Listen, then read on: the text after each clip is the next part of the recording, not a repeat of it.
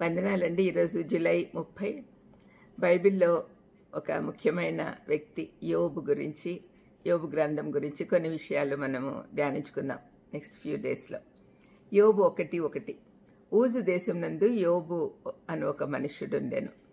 యోబు గ్రంథం నుండి, యోబు వ్యక్తిత్వం నుండి నేర్చుకోవాల్సినవి చాలా ఉన్నందున నెమ్మదిగా నేర్చుకుందాం. లేఖన గ్రంథాలలో అన్నిటికంటే పురాతనమైనది యోబు గ్రంథం. ఈ గ్రంథంలో అన్నిటికంటే పాతదైన సమస్య ప్రత్యక్షపరచబడింది. అదేంటో మీకు అందరికీ తెలుసు.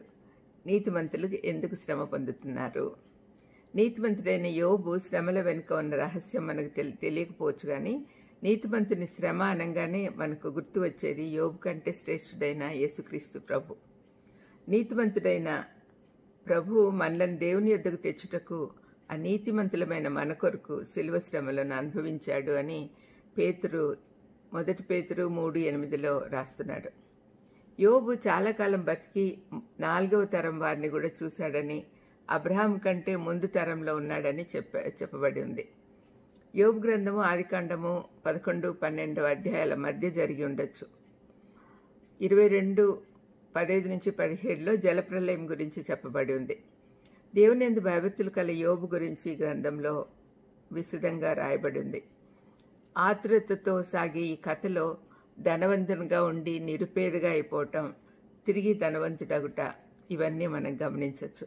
దైవ గ్రంథ క్రమం అనుసరించి శ్రమలు, దేవుని సార్వభౌమత్వము మరియు ఓర్చుకున్నట్టుకు అవసరమైన విశ్వాసము, ఇవన్నీ చక్కగా అమర్చబడ్డాయి. యోబుని గురించి ధ్యానిస్తున్న సమయంలో మనలను మనం పరీక్షించుకొని విశ్వాస పునాది స్థిరపరచుకోవాలి. అన్నీ పోయినా దేవుడుంటే చాలు అని యోబు స్థాయికి ఆత్మీయంగా ఎదగాలి. కథ ఆరంభంలో తాను ఎందుకంత శ్రమపడాల్సి వస్తుందో యోబుకు అర్థం కాలేదు. ఈ ప్రశ్న మనందరిలో ఎప్పుడో ఒకప్పుడు రాక మానదు. దానికి సమాధానం ఉన్నా కూడా మనకు తెలియదు. మనము ఈ లోకంలో ఉన్నంత వరకు తెలుసుకోలేకపోవచ్చు. ఈలోపు మనం ఎప్పుడు పరీక్షలు ఎదుర్కోవడానికి సిద్ధంగా ఉండాలి. గమ్యం చేరుకోవాలంటే తప్పనిసరిగా మన జీవితాలలో పరీక్షలు తప్పవు. పాపమునకు శిక్షగా శ్రమలు అనుభవించాలని అనుకుంటారు, కానీ అది అన్ని విషయాల్లో కాదు. అదేవిధంగా మనం మంచిగా ఉంటే ప్రతిఫలంగా మనము సంపదలు అనేకం పొందుకుంటాం అనుకోవడం కూడా తప్పే. దేవుణ్ణి ప్రేమించే వారికి శ్రమలు రాకుండా ఉండవు. యోబు గ్రంథంలోని అంశము బైబిల్ అంతటికీ వర్తిస్తుంది అంటారు. అంటే యోబు గ్రంథంలో ముఖ్యమైన అంశాలు ఏంటంటే సైతాను వ్యూహాలు, స్నేహితులు తప్పు పట్టడము, యోబు యొక్క బహుమానం. ఈ పద్య గ్రంథంలో తప్పు చేయని ఒక వ్యక్తి పరీక్షలు, పాపము, శ్రమలు ఇవన్నీ చిత్రీకరించబడ్డాయి. ఏ మనుష్యుడు అతనికి సహాయపడలేకపోయాడు. దేవుని యొద్ద నుండి ప్రత్యక్షత అవసరమైంది. ఆ తర్వాత అతని నిస్సహాయత, పశ్చాత్తాపము, ఆ తర్వాత విశ్వాసంతో ఇంతకు ముందు కంటే మంచి స్థాయిలోకి పునరుద్ధరించబడుట, ఇవన్నీ ఈ కథలో చూస్తాం. ఇందులో ప్రధానంగా దేవుని పద్ధతి న్యాయపరంగా ఉంటుందని రుజువు చేయబడింది.